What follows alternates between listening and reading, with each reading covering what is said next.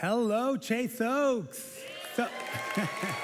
Thank y'all. I want to say hi to the Legacy campus, Woodbridge campus, Sloan Creek, those watching online. And I know that includes some of the Melissa campus folks. I am Ray. I am the Melissa campus pastor. I am so happy to be here with you this morning. I moved here 10 years ago from Seattle to Texas. We drove it. Huge mistake. Never make that drive, especially with a 2-year-old. So we've been here for 10 years. It was my wife, my 2 kids. We've added 2 members to our family. Not kids. We added 2 cats to our family. And if you know me, you know I don't like cats. Sorry, I know a lot of you do, but I don't. And it's not cats in general I don't like. It's my cats in particular I don't like. The reason is because I have the most bougie cats you've ever met. And I'm not exaggerating. My son has trained my cat to only drink bottled water.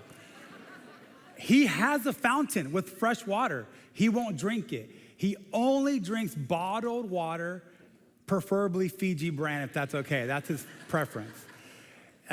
We have a crazy family. My daughter thought this was hilarious. She created a YouTube channel for my cats. So my cats have their own YouTube channel. I was gonna share it. I changed my mind. They already have more subscribers than I do. So they don't need any help. Crazy family. That's just the tip of the iceberg. I could go on. We're a cast of characters in my family, but we're nothing like the cast of characters that were chosen to follow Jesus. We're right in the middle, this incredible series called The Outsiders. If you've missed it, I'm gonna encourage you to go back because we've talked about Matthew and Peter and John and some of the women like Mary that are following Jesus. And the common denominator has been, these were the most unlikely people to be chosen to follow Jesus. And some of these disciples had incredible faith. Like Peter, he stepped out of the boat and walked on water.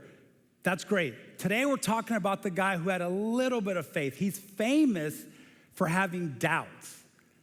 Now, some of y'all have incredible faith, big faith, and that's good for you. I don't have that. I don't have that kind of, I have a little bit of faith. Just recently, I was on a trip to Honduras. I was there with John Stanley, who's our global pastor, and me and him were getting a tour of this family. This lady has started a business to help her family, provide for her family, get them out of poverty. It's a beautiful story. And they were giving us a tour, and at the end of that tour, John asked the lady, what's one thing you're praying for that only God can do? What's something you're asking God for that only He can do? And what she said was, I would love to grow the business to be able to hire deaf people. My sister's deaf, and I would love to be able to hire her. But the translator messed up the translation. And he said she wants to grow the business to hire dead people. And I looked at John and said, that takes faith right there. To hire exclusively dead people will be incredible. And some of you have that type of faith. I am not that way. I have lots of doubts. I lean heavily towards the skeptical side. Honestly, it's hard for me to take anything or believe anyone at face value. I need a mountain of data. I need evidence. And then I'm gonna double check with ChatGPT just in case.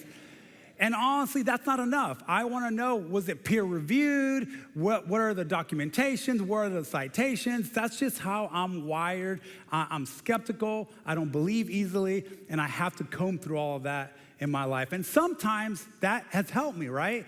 Like I had a conversation recently and I said, are you sure you should be taking health advice from that TikTok account? Because they're famous for creating dances, not health, but hey, it's all you. If you feel good, you do it, right? And so sometimes my skepticism has saved me, protected me, kept us safe. But oftentimes, lots of times, my doubt has hindered me, has held me back. I'll give you one story. Years ago, my sister called me at work and said, hey, can you pick me up from the doctor's office?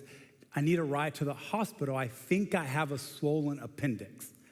And I know a lot of you would have said, of course, it's a medical emergency. I'll be right there.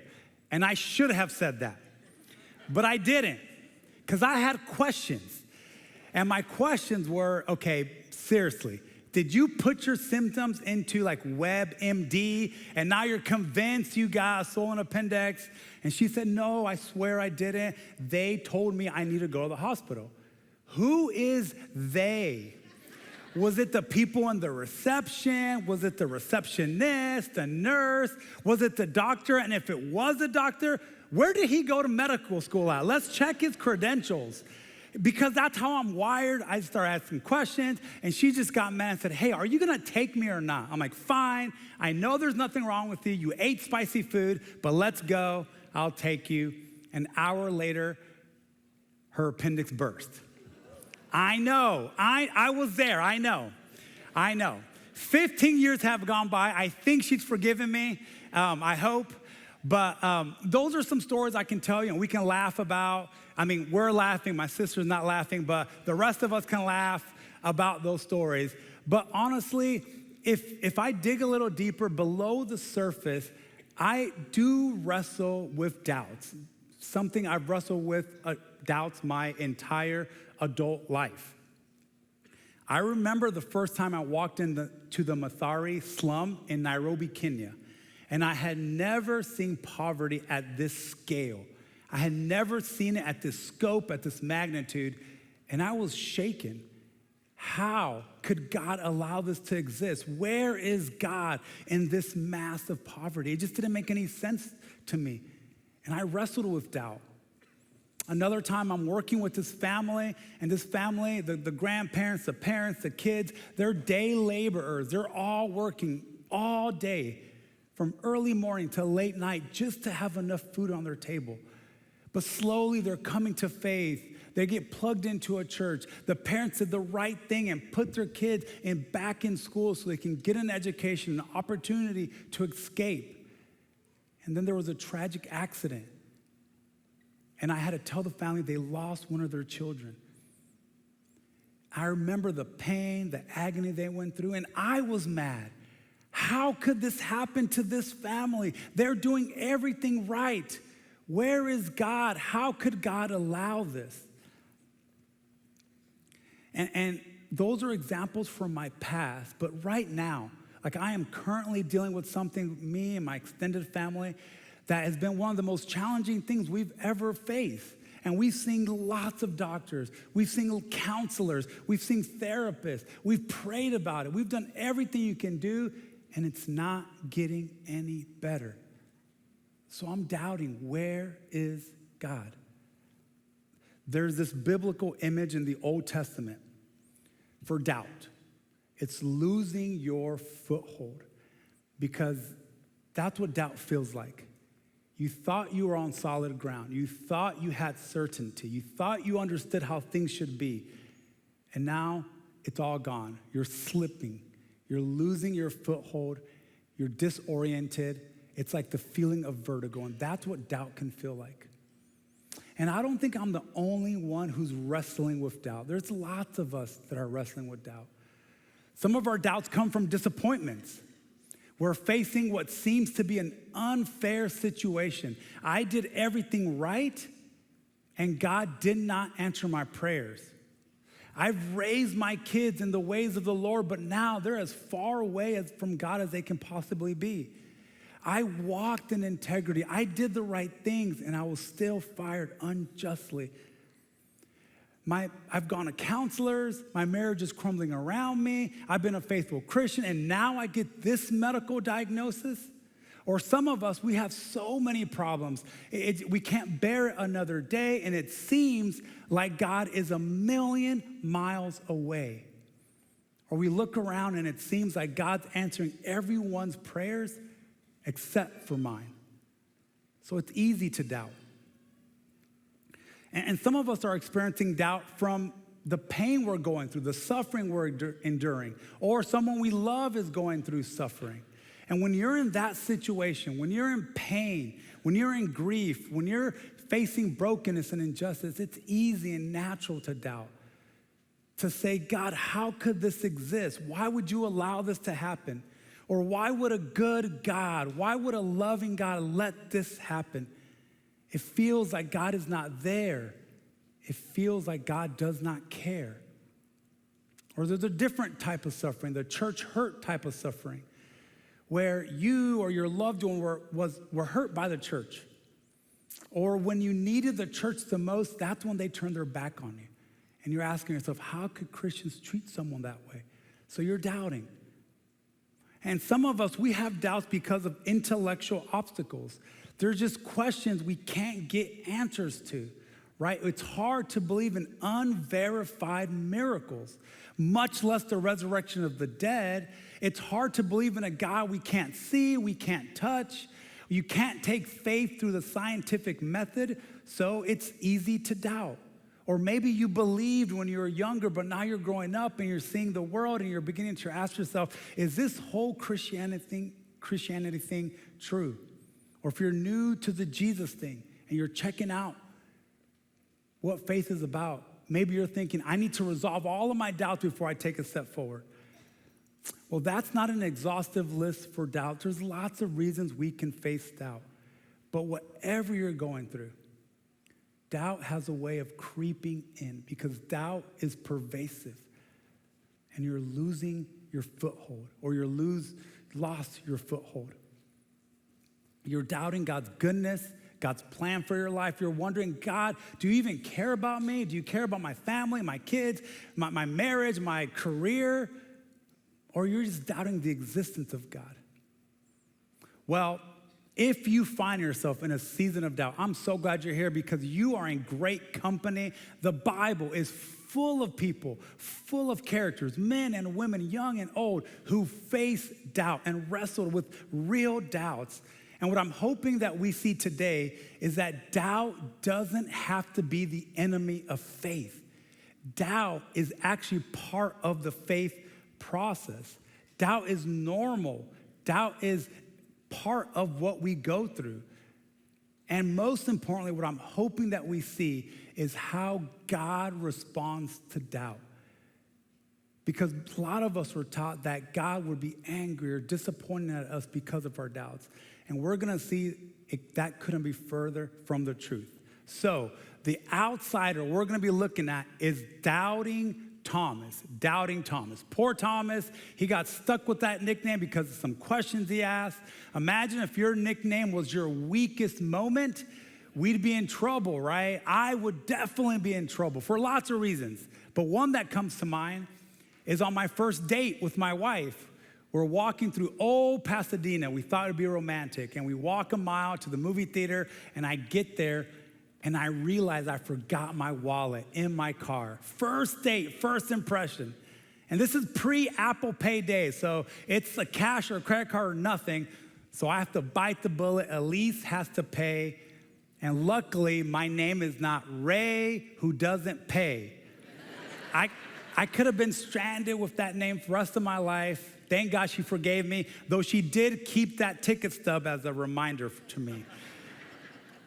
So we're going to focus on Thomas's most famous story, the one where he doubts. But before I get there, there's two other times he makes an appearance, and I think it's cool to just glance at those because they're going to paint an accurate picture of Thomas. And so the first time Thomas makes an appearance in the Bible is right before Jesus performs his most amazing miracle, which is raising Lazarus from the dead. And the scene is the disciples and Jesus have just heard the news that their friend Lazarus has died. And Jesus wants to go back to Bethany to go visit Lazarus. But Bethany's dangerous for them because the authorities at Bethany want to arrest Jesus. They might kill him. So we're going to pick up where Jesus is saying, let's go back to Bethany. So this is John chapter 11, verse 15. And Jesus is talking and he says, and for your sakes, I'm glad I wasn't there, for now you will really believe. Come, let's go see him. Let's go see Lazarus. And then here's Thomas making his first appearance. And then Thomas, nicknamed the twin, said to his fellow disciples, and I want you to hear this with like sarcasm, that sarcastic voice. Here's what he says. Let's go to and die with Jesus. It's kind of like he's muttering it under his breath. He's talking to the disciples. All right, we'll go. And then he mutters, and we'll die too. And you can see the pessimistic, like the dark side of things with Thomas. But I understand he's skeptical for a reason, because it doesn't make sense to go back. Why put ourselves at risk? Why go back to Bethany if the authorities there are looking for us? This doesn't make any sense. Jesus, we don't have to go. So he's just saying what he's thinking. This doesn't make sense to go back. But here's what's interesting. Despite having his doubts, despite having a lack of information or understanding as to why they have to go, Thomas still moves forward. He has a bad attitude, he's sarcastic, but he's still moving forward, right? So hold on to that, because that's gonna come back. The next time we see Thomas, he's asking a great question, okay? And this time, this is right before the cross. Jesus is giving his final speech. It's like the Last Supper, and he's talking about going away to prepare a place for us, right? So I'm gonna pick up where Jesus is talking about preparing a place for us. This is John 14, verse 2. There is more than enough room in my Father's house. If this were not so, would I have told you that I'm going to prepare a place for you? When everything is ready, I will come and get you so that you will always be with me where I am. And you know the way to the place where I am going. And I love this. Look at Thomas. No, we don't, Lord. Thomas said, or Thomas shouted, we have no idea where you're going. How can we know the way? I love Thomas's response, because again, the math isn't mathing, right? Doesn't make any sense to us. We don't know where you're going. So maybe realist is a better word to describe Thomas, right? He just wants to know, where are you going? What are you talking about? Have you heard the expression, clarity is kindness, right? So I can imagine Thomas going to Jesus and saying, Jesus, Leadership 101, clarity is kindness. And you are being very unclear. Can you just show us on the map? Where are you going? If you show us, we'll put it into GPS. We all know how to get there, but right now, we have no idea what you're talking about. And then Jesus responds with a famous verse, which we all know, where he says, Thomas, I am the way, the truth, and the life. No one gets to the Father except through me, which is beautiful verse, but Thomas, I can imagine him giving Jesus a huge side eye and saying, Jesus, can you be for real? I'm asking for clarity, and you give me another metaphor. I don't need a metaphor. I know you're the way. I want to know what's the coordinates. Where are we going, right? And that's Thomas. He wants directions. He wants clarity. He wants proof, evidence. And he's just asking the questions that everyone is thinking, but scared to ask. So then now, this leads to the famous story where he picked up this nickname. And here is the context. Here's the background. Jesus was publicly executed on a cross. Lots of people saw him, and then he was put into a tomb. 3 days go by, and now there's rumors. The word on the street is that Jesus is alive. The women have seen him, and that's what Jeff talked about last week. But the disciples haven't seen anything yet, so they're scared. They're scared for their lives. They're hiding, and they're in a room that the doors are locked, and they're there, and Jesus shows up in the midst of them, right? And it's a beautiful scene. He prays for them. He actually breathes on them so they receive the Holy Spirit. He commissions them out and says, as the Father has sent me, so am I sending you. It is a beautiful scene, except Thomas is not there. So we're going to pick up right after the scene. Thomas shows up, and here's what happened. This is John chapter 20, verse 24. One of the 12 disciples, Thomas, nicknamed the twin, was not with the others when Jesus came. And they told him, we have seen the Lord, exclamation point. They're excited. Thomas, the rumors are true. We saw Jesus, he's alive. So they're excited, and Thomas is having none of it. Because he replied, I won't believe. I can't believe. I'm not going through this again. I won't believe it unless I see the nail wounds in his hands put my fingers into them, and place my hand into the wound in his side. And this time, I hope you can hear the pain in Thomas's voice. Because he says, I can't go through this. I won't believe. In fact, unless I see something, no, actually seeing is not enough. I have to touch, and then maybe I'll believe. Because Thomas right now is crashing out. He has experienced one of the worst weeks, if not the worst week of his life. His teacher and master, his best friend Jesus, has just been publicly crucified in the most humiliating way possible. He's being chased by the same people that murdered Jesus are now after him. So he is scared for his life. All of his hopes and dreams for the future, his plan, all of that's gone. It's dashed away.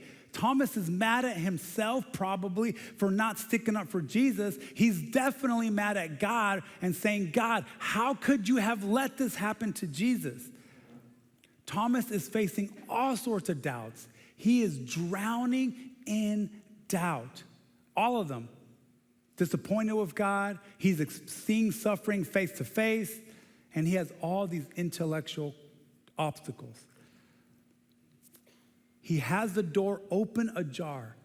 He doesn't want to believe. He's not willing to believe. But maybe if he can see something, if he can touch something, he might believe. But not until and not yet. So for now, he's not going down that path. And some of us, we're there today. We're at that level of doubt. So let's see how Jesus responds. This is John 20:26. 8 days later, the disciples were together again. And this time, Thomas is with them. And I'm just going to pause here because I want to highlight something. 8 days go by between when Thomas said, I'm not going to believe, till this moment now. And Thomas is in pain. He's in grief. He's still doubting, but he's still showing up. Thomas is still there. He's still connected with his friends, his family. So how many conversations did Thomas have during those 8 days with his friends? How many tears did Thomas shed during those 8 days? How many doubts raced through his mind? How many times did he yell and curse God? He wouldn't be the first. We don't know, but we do know that he's showing up and he's staying connected. So here's what happens now. Though the doors were locked, but suddenly, as before, Jesus was standing among them. Peace be with you, he said. And then he said to Thomas. So I'm going to pause here. Before we read the words of Jesus, I want to stop here. And I want to set the scene. Because, again, they're in a room. Doors are locked. We don't know how many people are there. They're hiding. Jesus is there again. But Jesus only has eyes for Thomas. He's looking directly at Thomas. And I imagine those eyes are full of love and compassion because of what he's about to say and what he's about to do. Here's what Jesus doesn't say. He doesn't shame Thomas. He doesn't minimize. He doesn't make him feel bad, feel less than. There's no criticism, none whatsoever. He doesn't say, Thomas, why can't you believe? What's wrong with you? Why do you have so many doubts? Why can't you have more faith? There is none of that whatsoever. Instead, here's what Jesus says and does. Verse 27. He says, Thomas, put your fingers here. See my hands? Reach out your hand and put it into my side. It's Jesus saying, Thomas, I see you. I hear you. I know what you need. I know your doubts. I know your pain. I know your disappointment. I've seen every single tear that you've shed, and I am here to meet you where you're at. You asked to see, here. You asked to touch, go ahead and touch. What do you need, Thomas? That's what Jesus is going to give him. So how did Jesus respond to Thomas's doubts? Jesus drew closer to Thomas. Jesus took a step towards Thomas. He met Thomas where Thomas was at in his doubts because, and this is my main idea for today, doubt does not repel God from us. Doubt draws God to us. God comes to us in our doubts. Doubt doesn't push God away. Doubt doesn't repel God. Doubt draws God. Doubt draws God. And what's beautiful about God is he doesn't wait till we get our act together till he draws close. He doesn't wait till we believe 100% until he draws close. He doesn't wait until anything. God draws near to us. He doesn't expect us to meet God where he's at. God comes to where we are at. And we see this pattern happen throughout the Bible. There's a whole book called Job about a guy who faced the worst tragedies and doubted, and then God showed up to Job. There's a famous king, King David, who was also a poet, and in his poems, he has lyrics where he's asking God in doubt, where are you? Why have you forsaken me? And God shows up for David. John the Baptist, the last year of his life, he spent it in a jail, and he started doubting, and God shows up to him. Did Jesus love Thomas in his doubts? Did Jesus choose Thomas knowing he would doubt? Yes, he did. And I would ask the same thing. Does Jesus love you in your doubt? Did Jesus choose you in your doubts? Yes. Your doubts have not disqualified you. They've done the opposite. They've drawn God closer to you. And what I want you to hear more than anything else today is that God is drawing near to you right now in your doubt, in your disappointment, in your pain. Just like Jesus drew near to Thomas. And after drawing near, here's what Jesus says. Jesus takes a step towards Thomas and then says, stop doubting and believe. Jesus drew close to Thomas and then with encouragement and says, Thomas, now that I'm here, let's walk through this together. Let's figure this out together. Use your doubt to propel you to greater faith, to stronger faith. And look how Thomas responds. The next verse, Thomas said to him, my Lord and my God, exclamation point. Now the same excitement Thomas has. And many theologians, people who study the Bible for a living, they say this is the pinnacle of the book of John. This is the first person to look Jesus in the eyes, face to face, and say, Jesus, you are my Lord and you are my God. And it's so fitting that the first person to say those words, it wasn't Peter or John or Matthew, it was doubting Thomas himself. He's the one who looks at Jesus and says, you are God. Because your doubt is a pathway towards transformation, towards deeper faith. Doubt's normal. Doubt is what moves us, propels us towards a richer faith in God. Thomas could have gone either way of his doubt, but he was honest. He took him to Jesus, and miraculously, his doubts ended up deepening his faith. And that's what happened. Tradition says Thomas became an evangelist, went throughout Middle East and India sharing the good news of Jesus' resurrection. He was later killed for his faith. So we see the story of Thomas and we find out that his faith got richer.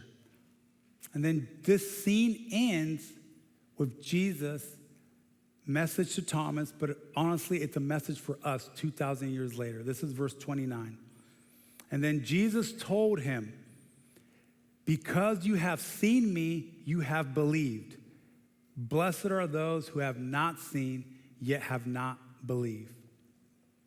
Now, I know miracles happen, and some of y'all get the blessing of seeing them and experiencing them, but most of us don't.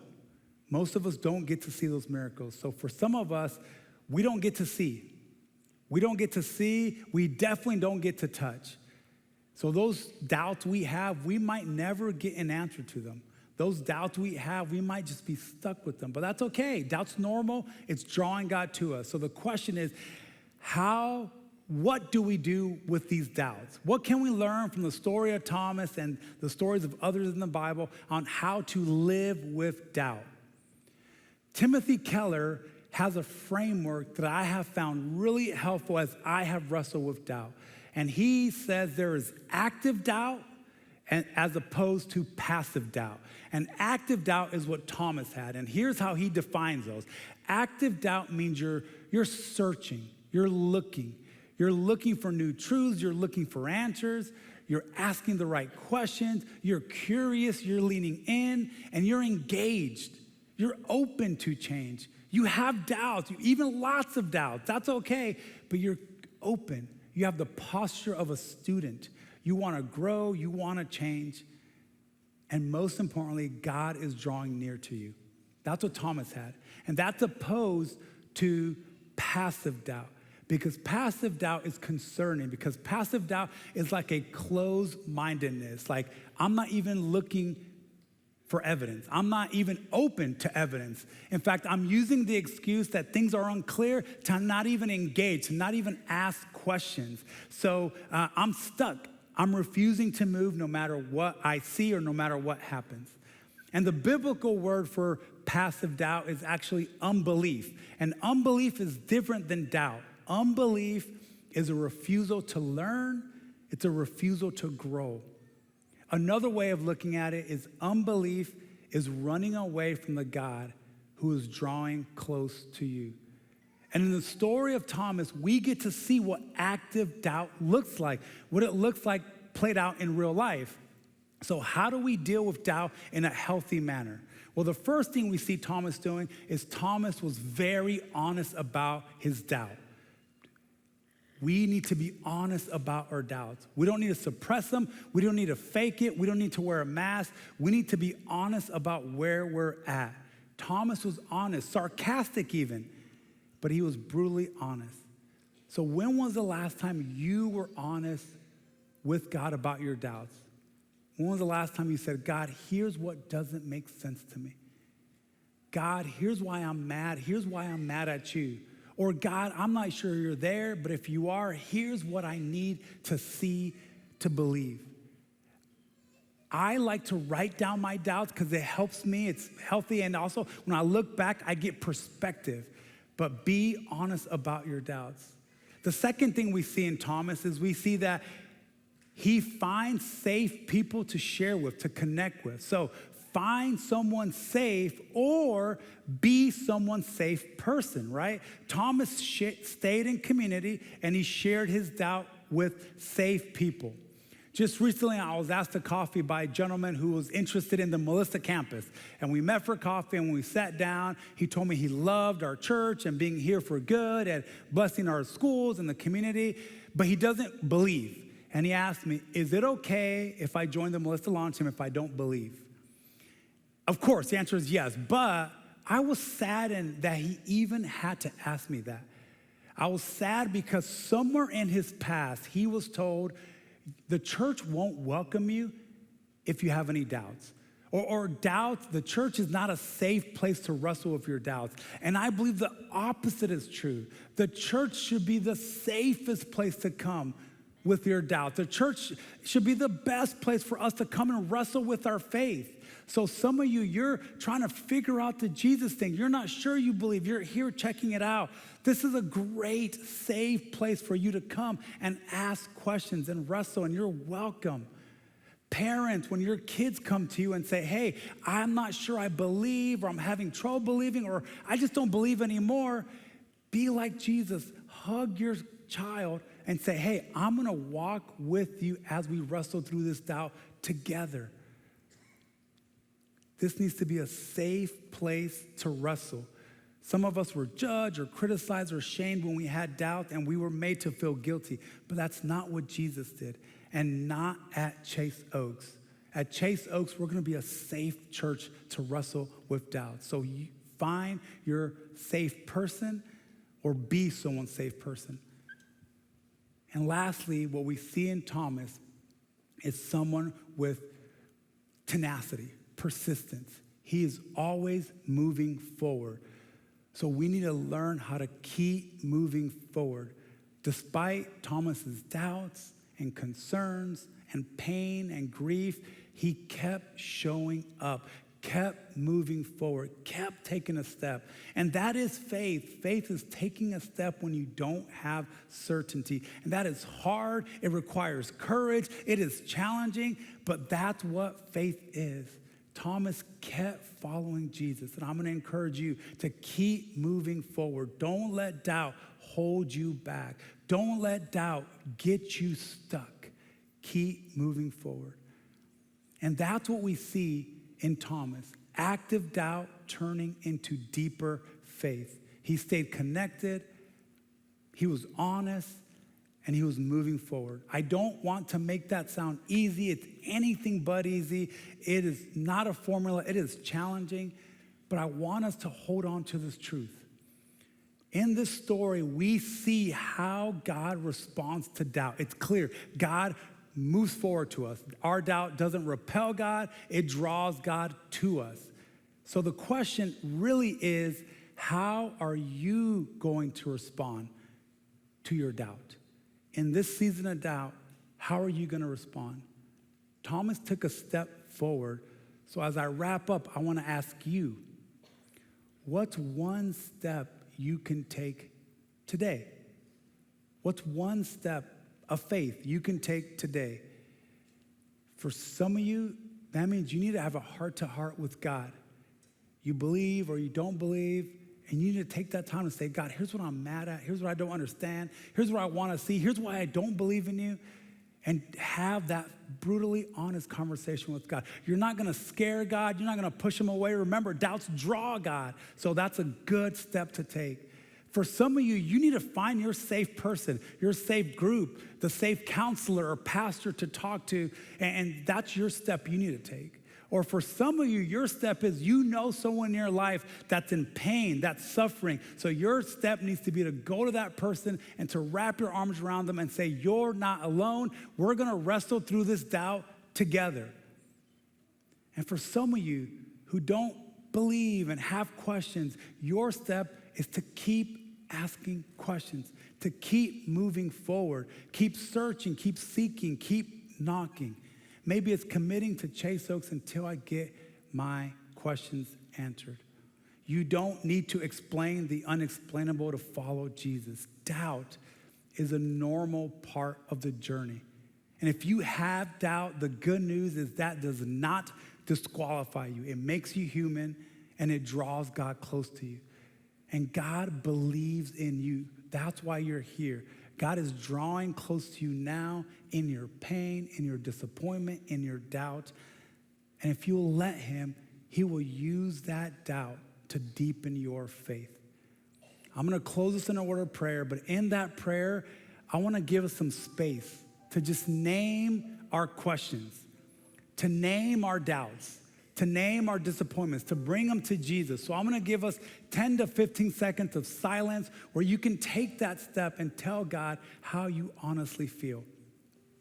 So if you'll bow your heads, I would love to pray. Father, thank you so much for drawing close to us in our doubts. Thank you that our doubts don't repel you, they draw you closer to us. And we have doubts. We have questions, we have disappointments, and we're gonna take these next few seconds to just name some of them. Go ahead and tell God.